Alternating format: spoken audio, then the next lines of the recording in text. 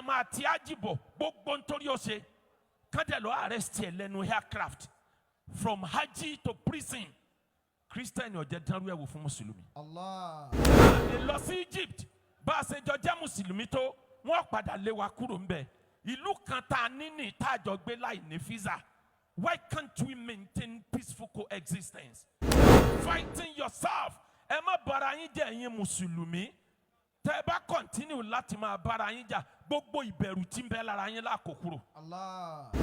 Tá bá continue bá a ṣe ń bá a bọ̀ tí wọ́n ń da gbogbo ẹ̀rú bú àgbàlagbà bú olórí wàláhì Islam ò ní pẹ́ tán. Allah.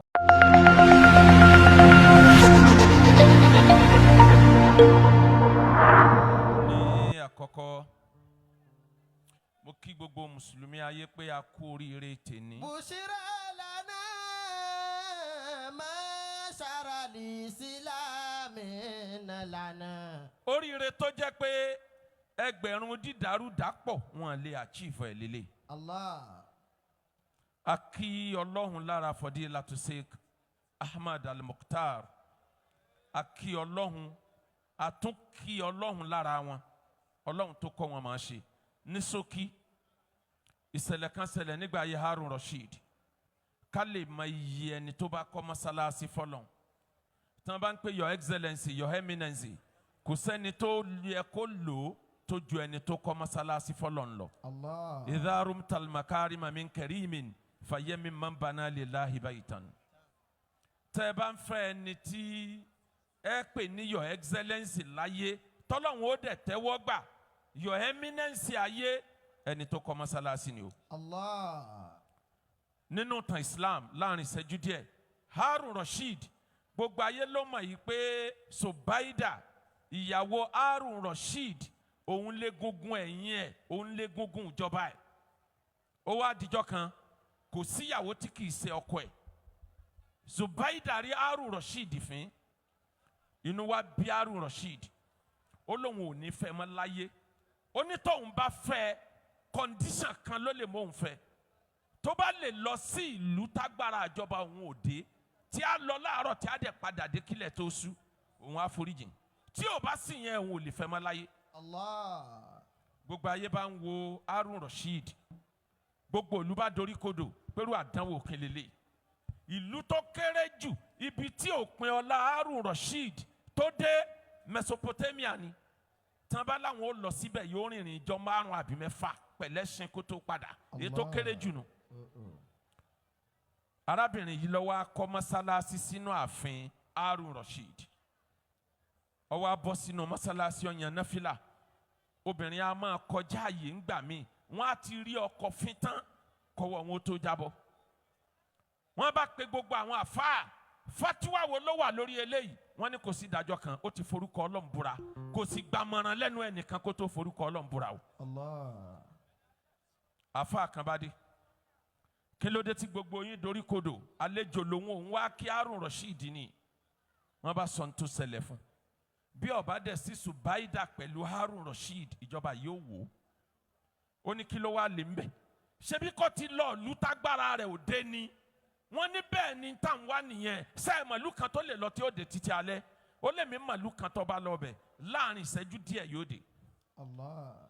Wọ́n ní ìlú wo ni ó ní ẹ sọ fún Subaida ìyàwó ọba kó wọnú mọ́sálásí kó yan náfìlà araka méjì kó wá jáde. Subaida wọnú mọ́sálásí ó yan náfìlà araka méjì ló bá jáde. Àfáà yìí ní gbogbo ìbúra tó bú Ọlọ́run ti rí kú lórí ẹ ìyàwó ẹ ti lọ bí tágbára ọlá rẹ òde ó ní bó lágbára ọlá mi òde ó ní innal masajida lillahi fala tad'u ma Allahi ahada masalasi ilé Ọlọ́run kò sí agbára ẹni tó wọbẹ̀ lẹ́yìn agbára Qur'an lẹ́yìn agbára hadith ni wọ́n fi ń control masalasi oore yìí lọ́lọ́run wá sí fún Sheikh Ahmad mukhtar al-Bukhari abi Ọlọ́run fún yín o ẹ ní sanu ayé àmín àníwọ ló ń bẹ ní ìwòye àná ajé ọ̀kan lọ́mọ ẹ dúró lẹ́gbẹ̀ẹ́ mi ìwọ ló tún bẹ ní ìwòye ni mo fọlá Muhammad pẹ̀lú àmì ọba dákun jẹ́ òwà àbódọ́là o. dákun jẹ́ wá bódọ́là. Ọba dákun jẹ́ wá bódọ́là o. Ọba dákun jẹ́ wá bódọ́là. Ọba dákun jẹ́ wá bódọ́là. On the oneness of we Muslim and moderation in worship. Allah. That's a special thing I want every one of us to look into when it's come to moderation in Islam. Allah. Wallahi al-azim, without moderation, the Holy Prophet Muhammad sallallahu alaihi wasallam mustn't have achieved so great for Islam. It's true moderation. During the year Amul Fatih, if every one of us can remember, ọdún tá ń pè ní Amul Fatih, lọ́dún tí Ànábì gbàjọba ìlú Mẹ́kà, òun ni à ń pè ní Amul Fatih. Ànábì wọlé láti ìlú Medina pẹ̀lú 40,000 àwọn companions náà bá Ànábì wọlé. Ọdún yẹn ni àwọn Mùsùlùmí ilẹ̀ Mẹ́kà gbà fún Ànábì. Ẹ dákun, àwọn tí wọ́n gbà tànábì níjọ́ yẹn náà tí Ànábì ń wọlé bọ̀, tí wọ́n jẹ́ ẹlẹ́bọ, tí wọ́n gba Islam láàrin ìṣẹ́jú kan, wọ́n jọ wọ Baitul Atiq ni o. Allah. Ọwọ́ pẹ́ ti ṣe kalimatu shahada, wọ́n àti ìkírun rí o, wọ́n àti ìgbàwẹ̀ rí o. Pé Mùsùlùmí ni ẹ́, Mùsùlùmí lèmi náà. Ànábì kó gbogbo wọn mọ́ra ni. Kí ló fa tẹ̀fúríkù nínú Islam? Tá a bá continue bá a ṣe ń bá a bọ̀ tí wọ́n ń da gbogbo ẹ̀rú, bú àgbàlagbà, bú olórí, wallahi Islam ò ní pẹ́ tán. Allah. Ọlọ́run ti sọ fún wa nínú Quran pé wala tanaza'u fatafsalu wa tadhhaba rihukum. Do not argue within yourself. Stop fighting yourself. Ẹ má bára yín jà ẹ̀yin Mùsùlùmí. Tẹ́ ẹ bá continue láti máa bára yín jà, gbogbo ìbẹ̀rù tí ń bẹ lára yín lákòókò. Allah. Kírísítẹ́nì ò jẹ́ dánwò kéèyàn máa ti Mákà bọ̀ kó máa ti Hájì bọ̀ kádẹ̀ lọ́ arrest ẹ̀ mọ́ bàdákẹ́ kéèyàn máa ti Hájì bọ̀ gbogbo nítorí ó ṣe kádẹ̀ lọ́ arrest ẹ̀ lẹ́nu aircraft from Hájì to prison. Kírísítẹ́nì ò jẹ́ dánwò ẹ̀wò fún Mùsùlùmí. Allah. Kí ni tí mo fẹ́ lò ń bẹ̀ ni pé ìtìhádù wa ìṣọ̀kan wa Ahlùsúnnà wọn àrókọ̀ míì jẹ́ Mùsùlùmí ni wọn. Tìjàníyà òǹtọ̀ríkà wọn àrókọ̀ míì jẹ́ Mùsùlùmí ni wọn. Àwọn àfáà àkọ́mọ ń kéwú wọn àrókọ̀ míì jẹ́ Mùsùlùmí ni wa. Níwọ̀n àgbà tá àwa àrókọ̀ míì jẹ́ ẹ tún wá wò kan kí n fi parí ẹ̀ a lè dá Nàìjíríà rú ń sìn kémi wá kọrí sí Saudi Arabia kí n wá ní àti fọ̀rọ̀ ẹ̀sìn dá Nàìjíríà rú o innamal mu'minina ikhwa ọmọ ìyá ni mo jẹ́ ń bí o ẹ ṣí géètì fún mi béèyàn ní visa ọlọ́jọ́ tí ó di o. Allah. A lè lọ sí Egypt bá a ṣe jọ jẹ́ Mùsùlùmí tó wọ́n padà lé wa kúrò ń bẹ̀. Ìlú kan tá a ní ní ìtajọ gbé láì ní visa. Why can't we maintain peaceful coexistence? Why can't we learn how to live together in peace?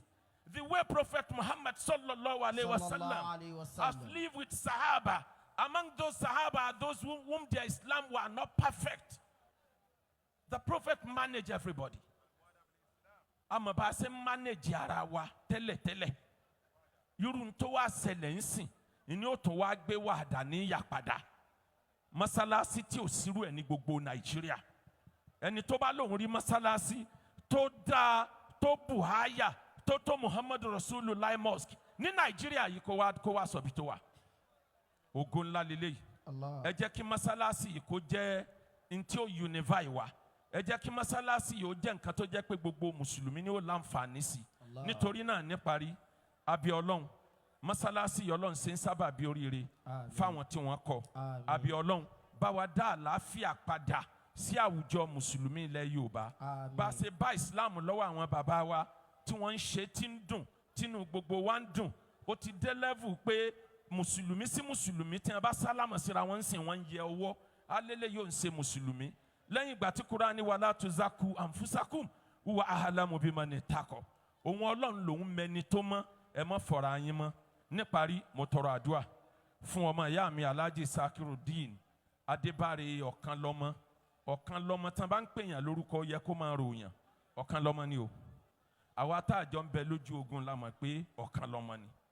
Nínú nǹkan tí ó wù mí láyé ni kí n dé police station kí n máa wá lọ kọ̀wé níwájú ọlọ́pàá. Àwọn tó yẹ kán rí wa kán máa sọ pé ẹ máa wọlé ẹ máa rọra wọ́n wá dẹni tá ń bẹ̀. ọ̀kan lọ́mọ gbìyànjú fún Islam gbogbo àwa àfàlẹ̀ Yorùbá amọ̀rírì ọ̀kan lọ́mọ Ọlọ́run tó ní wa yóò bá a san ọ̀kan lọ́mọ lẹ́san dáadáa subhana rabbika rabbil izzati amma yasifun àníyí kan parapọ̀ wọn mọ́lé ìrà wọn pawọ́ pọ̀ wọn màgìyàn mùsùlùmí ẹ jẹ́ ká pawọ́ pọ̀ ká ronú kí a máa jẹ wàhálà ń bẹ̀bẹ̀. kí a máa jẹ wàhálà ń bẹ̀bẹ̀. kí a máa jẹ wàhálà ń bẹ̀bẹ̀ o. kí a máa jẹ wá tìrantìran. kí a máa jẹ wàhálà ń bẹ̀bẹ̀. masha Allahu alaikum. akíbàbá wa Akeugbagold. ẹ sọ ọ̀rọ̀ góòdù náà ni ọ̀rọ̀ tí ẹ sọ lẹ́nu. Ọlọ́run kó má ṣàbá ṣàlékún ìkún nípa rẹ̀ fún yín. Àlékún àánú Ọlọ́run kó má bá a bá yín.